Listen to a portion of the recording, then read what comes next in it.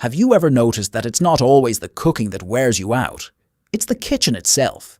One minute you're bending into a cabinet, the next you're lifting a heavy pot, and before dinner is even started, your back and knees are already wondering what happened.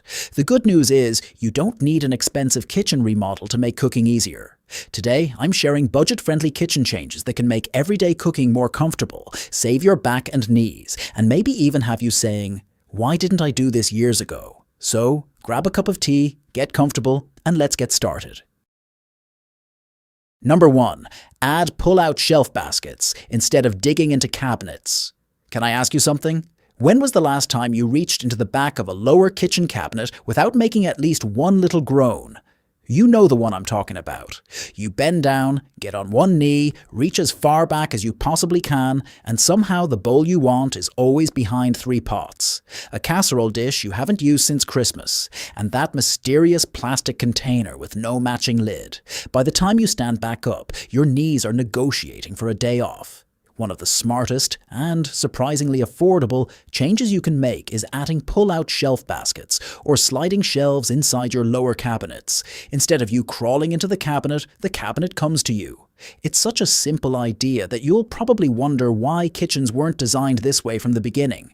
With one gentle pull, everything slides forward into plain sight.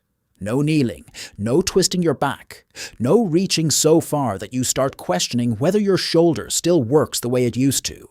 The best part is that you don't have to remodel your kitchen.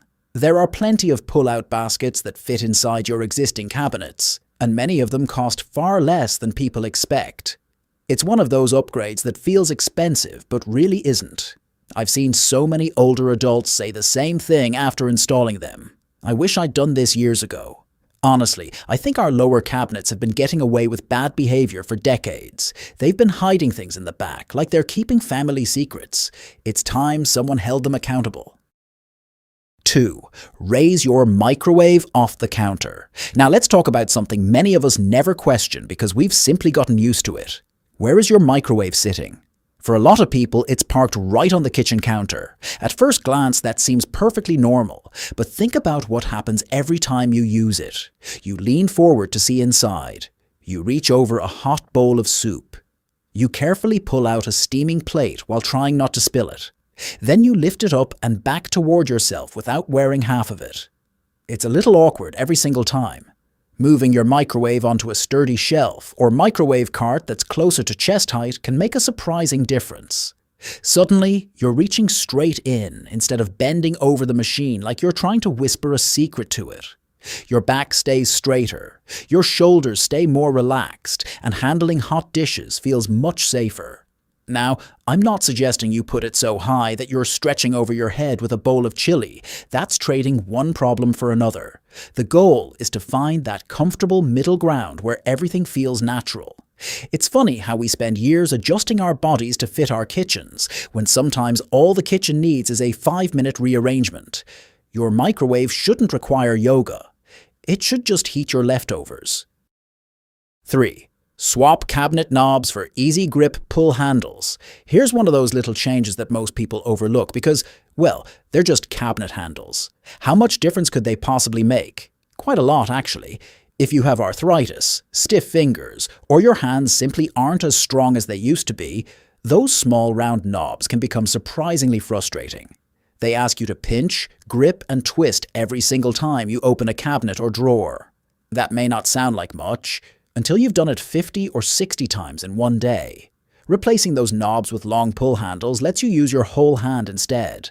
Instead of pinching with your fingertips, you can simply wrap your hand around the handle or even pull it open with your forearm if your hands are having one of those not today kind of mornings. It's a tiny change, but you'll notice it every single day because cabinets and drawers are probably the most used parts of your kitchen.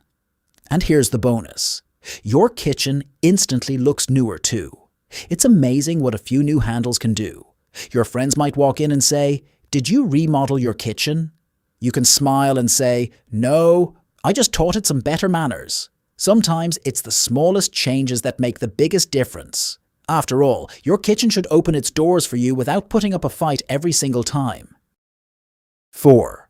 Put an anti-fatigue kitchen mat where you actually stand. Let me ask you another question. Where do you spend the most time standing in your kitchen? I'm willing to bet it's not in the middle of the room. It's probably right in front of the sink while you're washing vegetables or dishes, at the counter where you chop ingredients, or by the stove keeping an eye on dinner. That's exactly where your feet, knees, and lower back are taking the biggest beating. A good anti-fatigue kitchen mat may not look very exciting, but don't let that fool you. It's one of those purchases that quietly goes about making your life easier every single day. Unlike a hard tile floor, a cushioned mat absorbs some of the pressure every time you're standing, helping reduce the strain that travels from your feet all the way up to your back. Now I know what some people are thinking. It's just a mat. That's what I thought too. Until I stood on one for a while. Then I stepped back onto the bare floor, and suddenly it felt like I was standing on a sidewalk. The difference is much bigger than you'd expect. Just make sure you choose one that's designed for kitchens. It should have a non-slip bottom and beveled edges, so you're less likely to catch your foot on it. The last thing we want is a mat that decides to become a flying carpet every time you walk by. And here's a little tip. You don't need to cover your whole kitchen with mats. One in front of the sink and another where you do most of your meal preparation is usually plenty. Think of them as giving your feet a comfortable place to clock in for work. After all, your knees have been carrying you around for decades. I think they've earned a softer place to stand. You know, while we're talking about spending less time standing in the kitchen, that's actually one of the biggest reasons I enjoy using my slow cooker so much. I can spend just a few minutes putting everything together, let it cook while I get on with my day, and come back to a hot meal that's ready to enjoy. It saves a surprising amount of standing and effort. That's also why I personally rely on a guide called Easy Crockpot Dump and Go Meals. These meals are designed to be simple, comforting with very little hands-on work, so you're not spending ages on your feet in the kitchen. If that sounds like something you'd enjoy, you'll find the link in the pinned comment below. Alright, let's move on. 5. Brighten dark countertops with stick-on LED lights. Have you ever noticed that your kitchen somehow gets darker the closer you get to the counter? You turn on the ceiling light, and the room looks bright enough. But the moment you start slicing tomatoes or reading the tiny print on a spice jar, your own body is casting a shadow over exactly what you're trying to see. Before you know it, you're leaning farther forward, squinting a little harder, and bringing your face so close to the cutting board that the carrots are starting to feel uncomfortable. That's where inexpensive stick-on LED lights can make a surprisingly big difference. They attach underneath your upper cabinets and shine light directly onto the countertop where you're actually working. Some run on batteries, others are rechargeable, and many install in just a few minutes without drilling a single hole. Better lighting isn't just about convenience. It's about comfort and safety. When you can clearly see what you're chopping, measuring, or cleaning, you naturally stand in a more relaxed position instead of hunching over like a detective examining clues at a crime scene. It also makes it much easier to spot spills before they become slippery surprises. We've all had that moment where a drop of cooking oil somehow disappears, until your shoe finds it 5 minutes later. And can we have a little chat about expiration dates? Who decided they should be printed in letters so tiny they require the eyesight of a 20-year-old eagle? Good lighting won't make the print any bigger, but it certainly gives you a fighting chance. Sometimes saving your back has nothing to do with lifting less. Sometimes it's simply about seeing better. 6. Replace heavy cookware, one piece at a time. Now here's a change that many people put off because they think it means replacing everything they own. It doesn't. In fact, I'd recommend the exact opposite. Take a look at the pots and pans you use most often. Is there one that's so heavy you almost sigh before picking it up? Maybe it's that enormous stock pot. Maybe it's an old cast iron skillet that's been in the family longer than some of your grandchildren. It's a wonderful pan until you have to lift it with one hand while trying to scrape dinner onto a plate with the other. Here's the good news. You don't have to get rid of your favorite cookware. Just start replacing the pieces you use every day with lighter versions as time goes on. Modern cookware has come a long way. Many lightweight pots and pans cook just as well, while putting far less strain on your hands, wrists, shoulders, and back. Even lifting a pan from the stove to the sink feels noticeably easier. Think about how many times you pick up that saucepan in a week. Now imagine if it weighed 2 or 3 pounds less every single time. Your joints would definitely notice. And don't worry, this isn't about abandoning that beloved cast iron skillet forever. If you enjoy using it for Sunday breakfast or your famous cornbread, by all means keep it. Just don't feel like every Tuesday night has to become a weightlifting session. There comes a point in life when the only thing that should be heavy is a good mystery novel. Your frying pan doesn't need to compete. 7. Turn one lower cabinet into a no-bend zone. Let me tell you something I've noticed over the years. It's usually not one big bend that bothers your back or knees. It's the 20th one. You don't think much about bending down to grab a frying pan. Then you bend again for a mixing bowl. Then again for the colander. Then once more for the casserole dish. Before you've even started cooking, your knees are wondering if they're being punished for something they did in another life. Instead of reorganizing your entire kitchen, try something much simpler. Choose just one lower cabinet, the one you open most often, and turn it into what I like to call your no-bend zone. You can add inexpensive pull-up organizers, stackable shelves, or storage bins with handles that slide out easily. The goal is to bring everyday items closer to you without having to reach all the way to the back of the cabinet. It's amazing how much difference one cabinet can make. Your favorite saucepan, mixing bowl, baking dish, or colander should practically greet you at the front instead of playing hide and seek in the darkest corner of the cupboard. Let's be honest. Some lower cabinets seem to have their own black hole. You put a baking dish in there, and somehow it ends up behind things you forgot you even owned.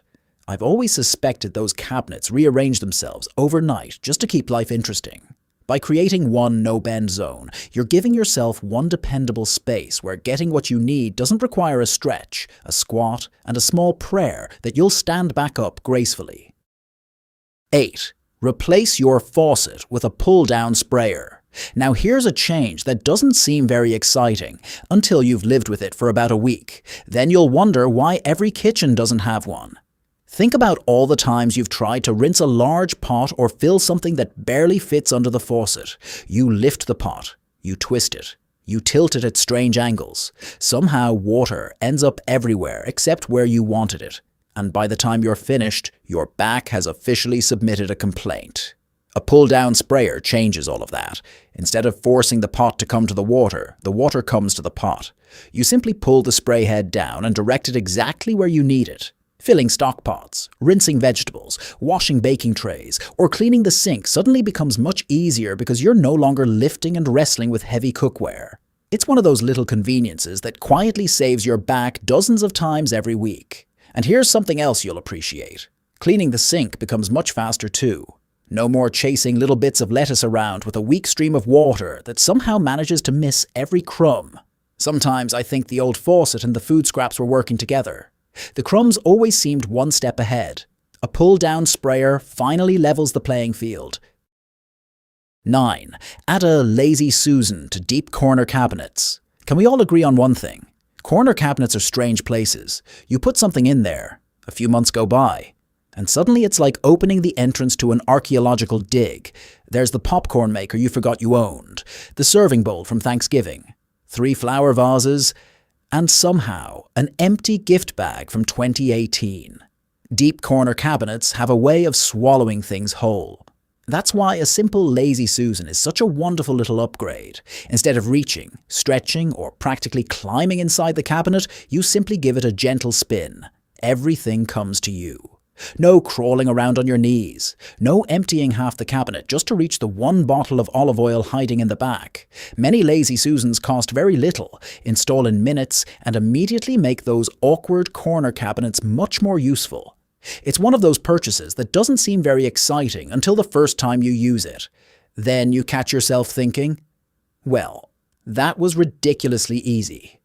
Honestly, I wish more things in life worked like a lazy Susan. Imagine if finding your reading glasses was as simple as giving the coffee table a little spin.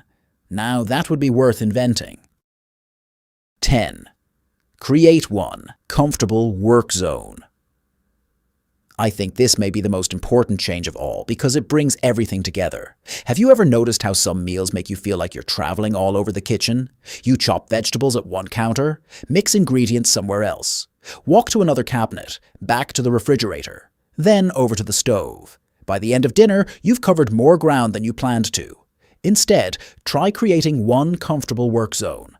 Choose one section of countertop that feels comfortable to stand at. Keep good lighting there. Put your favorite cutting board there. Make sure the nearby drawer holds the utensils you use most often.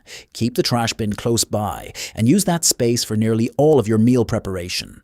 It's a surprisingly calming change. Instead of your kitchen feeling like 10 different workstations, it starts feeling like one familiar, efficient space that's designed around you. Professional kitchens are organized into work zones for exactly this reason. They know that constantly walking back and forth wastes both time and energy. The same idea works beautifully at home. And here's the unexpected bonus. Cooking becomes more enjoyable. You're not constantly stopping to think, now where did I put that measuring spoon?